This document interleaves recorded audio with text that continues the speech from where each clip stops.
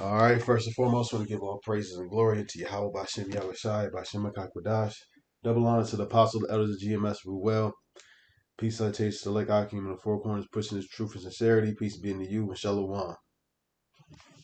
This lesson is I want to get into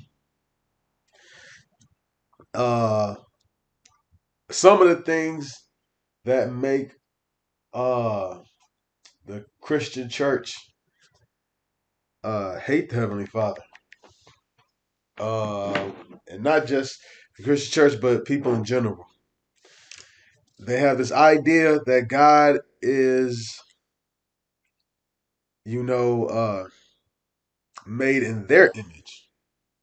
Not that they're made in the image of God, which is order, but God is made in the image of man after us.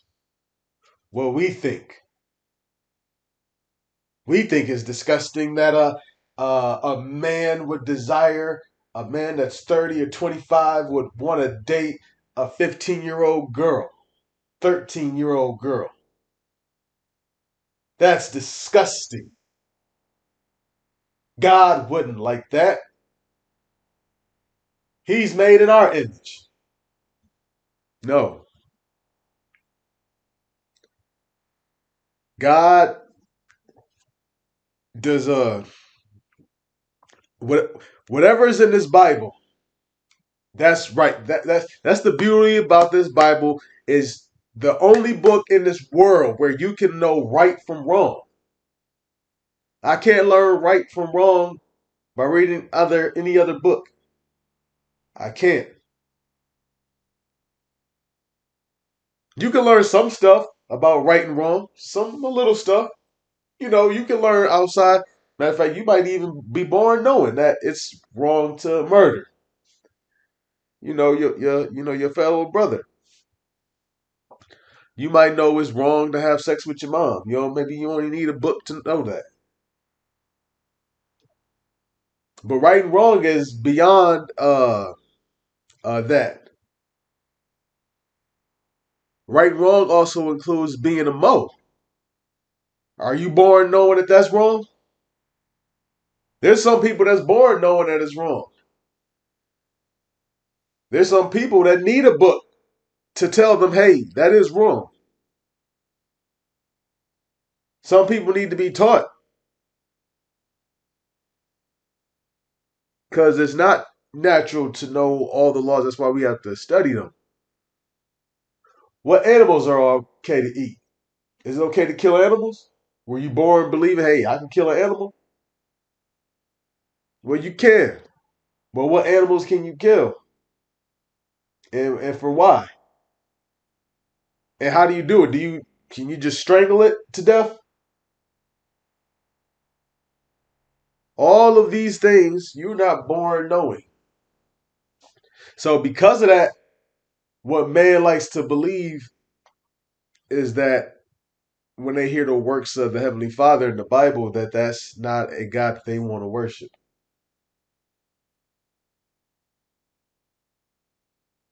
A God who hated a baby before it was born, Esau. A God that destroyed Pharaoh and his armies, that killed the firstborn of all the Egyptians. Now, mind you, those firstborns, some of them could have been 5-month-old babies. Some of those firstborns could have been a 2-year-old little child.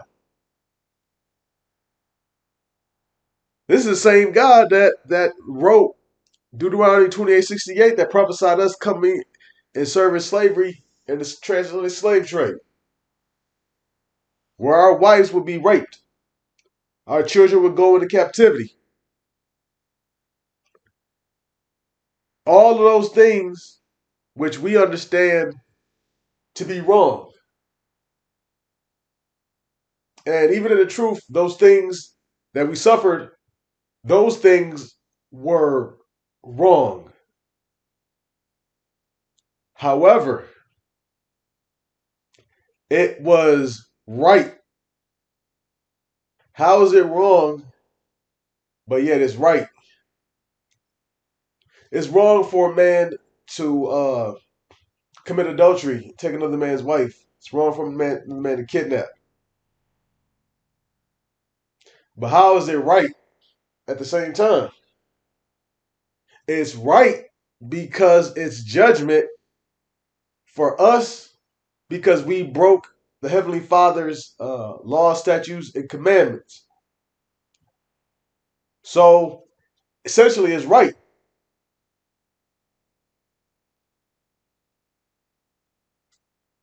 It's also right for the Most High to judge E for doing that. Real quick, I want to go to Psalms 145 and 17. Yahweh is righteous in all his ways and holy in all his works. So it didn't say some of them, all of them. Anything that happens, Most High is righteous in it. He ordained it. He knows what the hell he's doing. He knows what the hell he's doing. He knows why he's doing it. But grab over here in Amos real quick. This is the Most High's simulation. He can do whatever the hell he wants to do with it. Amos 3 and 5. Can a bird fall in a snare upon the earth where no gin is for him? Shall one take up a snare from the earth and have taken nothing at all? Shall a trumpet be blown in the city, and the people not be afraid? Shall there be evil in a city, and Yahweh hath not done it? Those are questions. And the answer is no. Heavenly Father, if there's evil in the city, the Heavenly Father did do it. And he's righteous for doing it. People had this idea that, Satan is doing everything. God doesn't like it, and he wants you to come back, love, and worship him. That means he's not, if Satan has this much power, then God is not almighty. He's not. How? If Satan is just running amok against the will of God and oh, mean old Satan, we got to get rid of him and we're going to beat him one day. He's got to keep believing, but he's just going crazy and running amok. Then he told me the devil got more power than God. If you believe that, wouldn't it make more sense to worship Satan? It would, wouldn't it? That's not how it works. Satan works for the Heavenly Father. What happened in the book of Job? Matter of fact, let me go there. In the book of Job, when Satan and the Most High had a conversation, how did that go? Let's see if they was beefed out, animosity was going on. Let's see how that conversation went.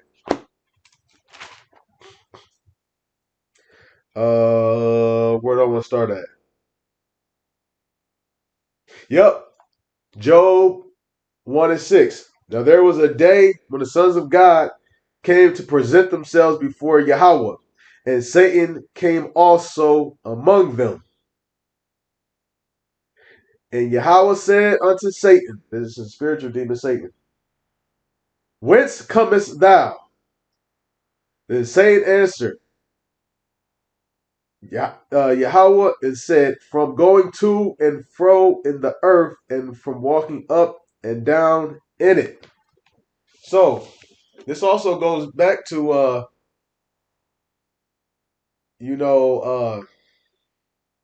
Satan is not this guy with a pitchfork underneath the earth. He said, hey, man, I'm chilling. I'm just cruising. I'm just, walking around, Excuse me, brother. I'm just cruising. I'm just chilling, walking around, minding my business. I'm just looking for some trouble to get into. That's basically what he's saying. Because look what he said to him. Because this conversation is much more than just this little exchange, but it's being condensed into this. Look what he says. It says, "And Yahweh said unto Satan, Have thou considered my servant Job? There is none like him in the earth." So why he bring up Job? Because Satan was talking about going to and forth the earth. He's talking about, man, I'm looking at, some people to tempt, people to do all this stuff too. Oh man, that's what he's saying. He's saying more than just going to and forth the earth. That's why Job is brought up, because he's saying basically, I'm going through and forth the earth to look and cause havoc, create mischief. Because even if you read the book of Job, this whole dialogue between Job and his friends, every single word is not recorded in the book of Job. That's why Elihu quoted Job as saying something verbatim. He quoted Job word for word, which is actually not found written in the text of Job. Why? Because the stuff that they were saying was much, much more. They didn't have just, sit down and just talk for just 2 hours and that's just it. And whatever you see in the book of Job, that's just it. They had a very, very long conversation, and he's bringing out the most important parts of the conversation. So this is what uh Job is just like Adam and Eve. You think just it was just simple as Eve just gave him of the fruit, and Adam ate, which that's not talking about a physical fruit. And he said, okay, sure. No, she was nagging the hell out of him and all the other type of stuff. It didn't just happen like that. There's a lot of times there's a lot more said than what's recorded if you can extrapolate. Continuing to read on, it says, "And Yahweh said unto Satan, Hast thou considered my servant Job, that there is none like him in the earth, a perfect and upright man, one that feareth God and escheweth evil." Perfect guy. Yep. You see, you can't mess with him. See? Yeah, you mess with everybody else, but you ain't messing Job. See? If you could, you would have. And here's what Satan responds to him. Then Satan answered Yahweh and said, Doth Job fear God for naught?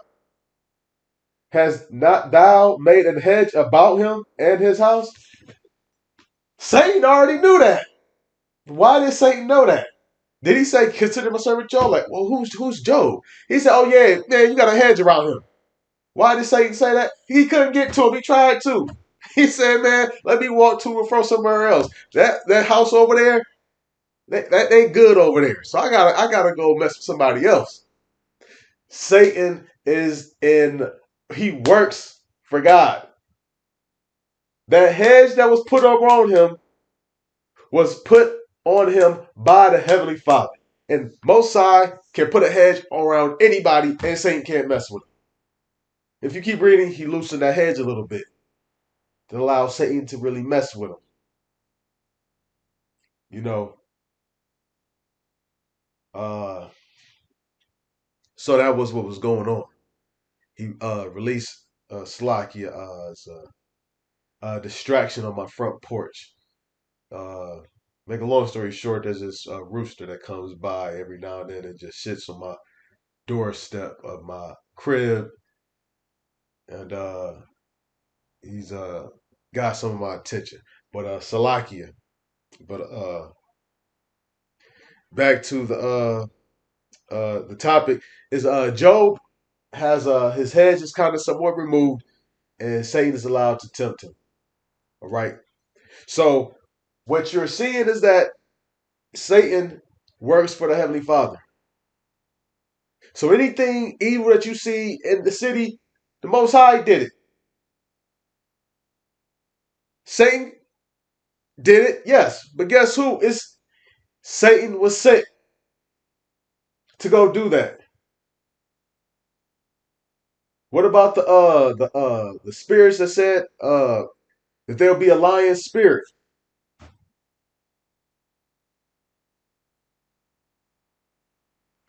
Satan works for the Heavenly Father.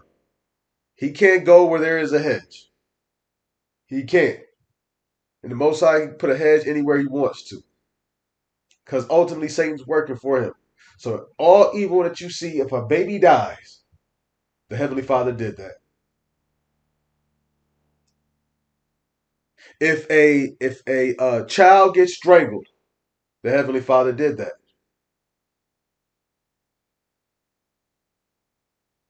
Oh no, that's Satan. Satan. Yeah, yeah. Satan did it, but guess who allowed him and told him to go do it? Heavenly Father.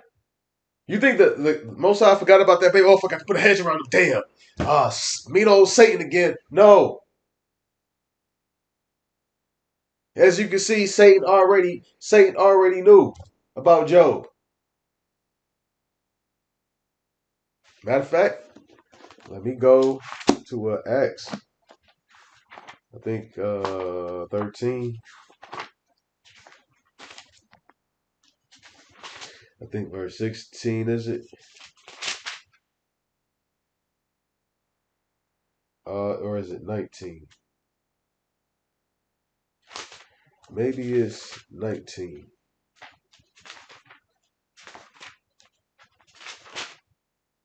Yeah, 19 and 13. Yep, that's where it is. Let me see where I'm gonna start from.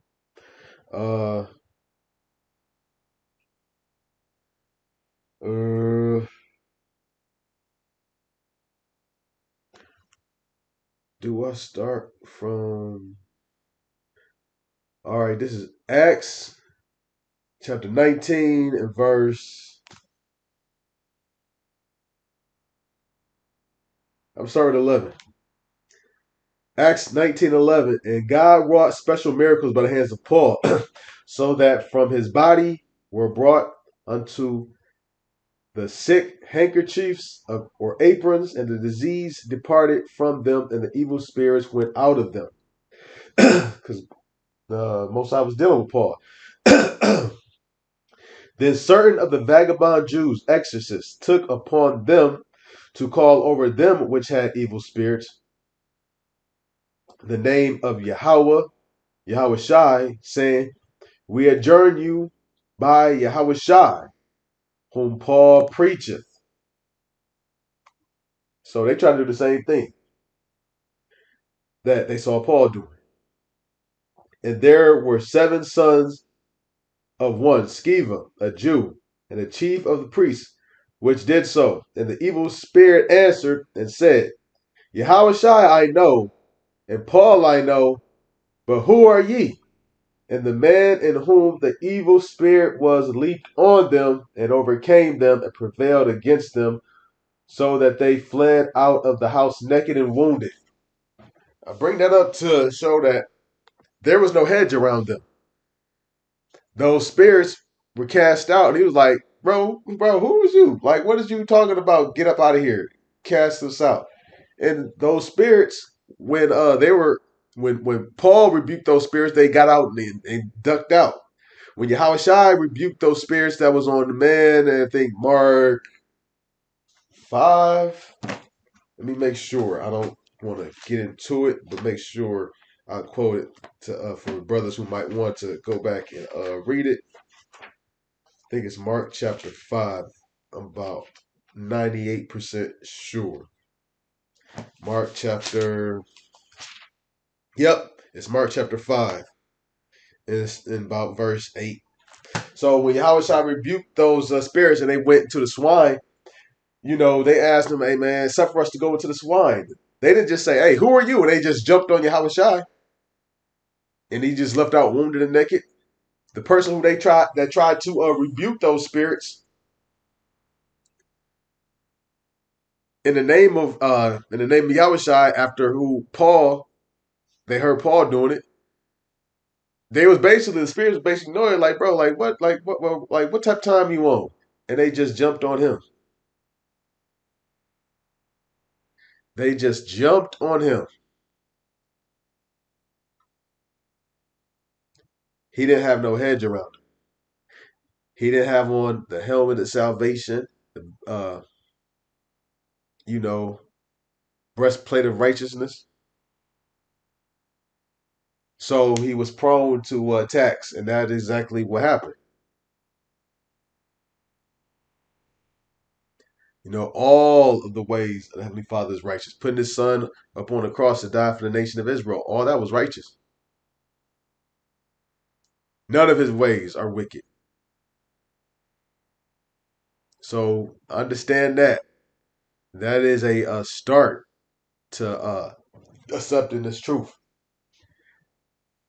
And when you understand that, you start to fear him, and you understand that he can take your life like that. He don't got to choose you. He don't. The Most High does not need us. We need him. Right. And on that note, I want to give all praise and glory unto Yahweh Bashem Yahweh Shai, Bashem Kakudash. Double honors to the elders of GMS Rule Well. Peace, salutations, and shalom.